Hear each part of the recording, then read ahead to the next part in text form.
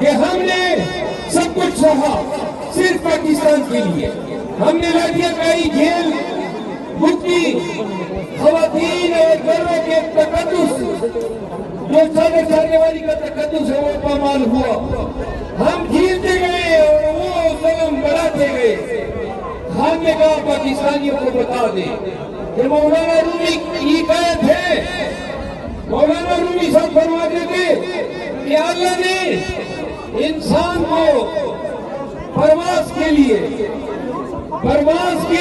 اللہ نے پر دیے ہیں جن سے پروازیں ہوتی ہیں، اور اگر پرواز کے لیے پر ہلانے کے بجائے غلامی کے ڈر سے چوٹی بن کے زمین پہ رینگو گے تو غلامی تمہاری تو خطر بنی رہے گی.